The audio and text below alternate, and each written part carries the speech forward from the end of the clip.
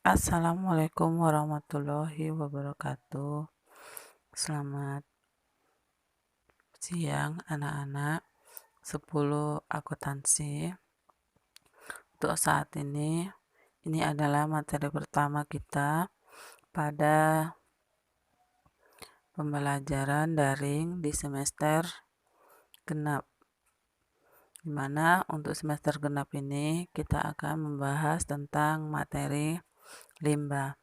Sebelum kita memasuki materinya, Ibu berharap kalian masih dalam keadaan sehat dan masih tetap semangat untuk mengikuti pelajaran daring kita pada saat ini. Untuk materi kita pada bab 6 tentang limbah. Di sini sebelum memasukinya, Ibu berharap kalian sudah mengetahui limbah atau bentuk-bentuk dari limbah, dan mungkin kalian juga sudah mengetahui apa itu limbah. Ya. Untuk yang pertama kita akan membahas pengertian limbah. Limbah berdasarkan peraturan pemerintah pada nomor 18 tahun 1999, limbah didefinisikan sebagai sisa atau buangan dari suatu usaha atau kegiatan manusia.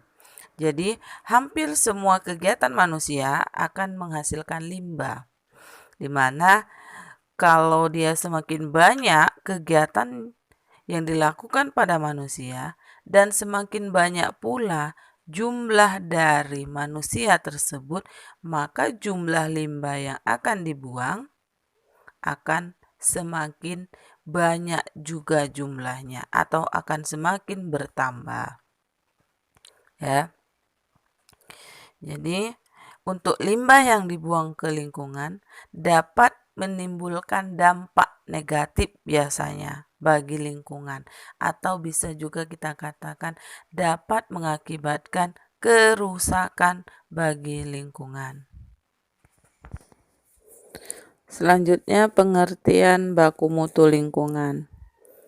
Untuk limbah yang dapat menimbulkan dampak negatif apabila jumlah atau konsentrasinya di lingkungan telah melebihi baku mutu. Apa yang dimaksud dengan baku mutu? Jadi, untuk definisi baku mutu lingkungan adalah sebagai ukuran batas atau kadar makhluk hidup, zat energi, atau komponen yang ada atau harus ada, atau unsur pencemaran yang ditenggang keberadaannya dalam suatu sumber daya tertentu sebagai unsur lingkungan hidup. Atau dengan kata lain, baku mutu lingkungan adalah ambang batas atau batas kadar maksimum suatu zat atau komponen yang diperbolehkan dalam lingkungan agar nantinya tidak menimbulkan dampak negatif. Di sini perlu kita ketahui jenis-jenisnya. Jenis-jenis limbah yang dapat memiliki baku mutu yang berada di lingkungan. Contohnya nanti ada pada tabel baku mutu beberapa jenis limbah organik dalam air.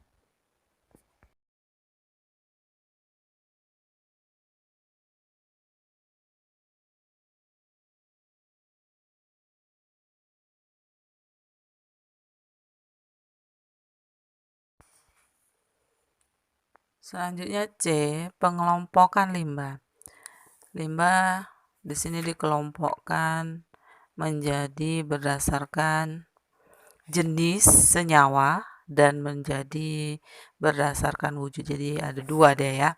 Pengelompokan berdasarkan jenis senyawa dan pengelompokan berdasarkan jenis wujudnya.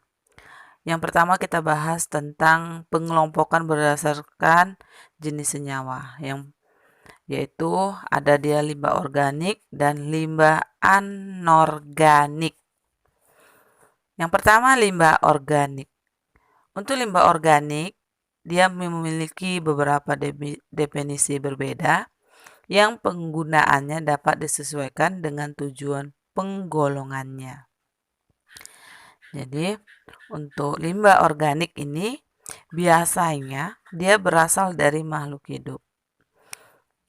Di mana nanti kalau dikatakan berasal dari makhluk hidup, maka limbah tersebut akan mudah membusuk.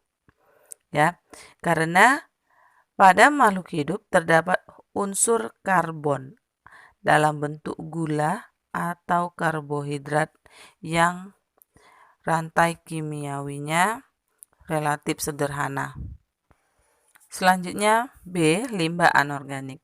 Berdasarkan pengertian secara kimiawi, limbah anorganik meliputi limbah-limbah yang tidak mengandung unsur karbon seperti logam, kaca, aluminium, dan pupuk anorganik yang di dalamnya mengandung unsur nitrogen dan fosfor. Untuk limbah-limbah ini tidak memiliki unsur karbon sehingga tidak dapat diurai oleh mikroorganisme. Berbeda dengan limbah organik. Limbah organik mudah membusuk. Kenapa? Karena limbah organik dapat diurai oleh mikroorganisme. Seperti halnya limbah organik, pengertian limbah organik yang sering diterapkan di kehidupan sehari-hari untuk limbah anorganik dalam bentuk padat atau sampah agak sedikit berbeda dengan pengertian di atas, di mana secara teknis limbah anorganik didefinisikan sebagai segala limbah yang tidak dapat atau sulit terurai atau busuk secara alami oleh mikroorganisme atau pengurai. Di mana dalam hal ini nantinya bahan organik seperti plastik, kertas, karet juga dikelompokkan sebagai limbah organik. Untuk bahan-bahan tersebut sulit diurai oleh mikroorganisme sebab unsur karbonnya membentuk rantai kimia yang kompleks dan panjang. Beberapa limbah padat atau sampah anorganik seperti aluminium, plastik, dan kertas dapat dimanfaatkan sebagai atau melalui proses daur ulang. Limbah anorganik tersebut dapat didaur ulang menjadi produk-produk yang dapat digunakan kembali oleh manusia. Contohnya seperti kaleng aluminium bekas didaur ulang menjadi kaleng aluminium kembali, atau kertas bekas didaur ulang menjadi kertas siap pakai lagi. Itu salah satu untuk mendaur ulang pada limbah anorganik, ya, agar nantinya dapat lebih efektif.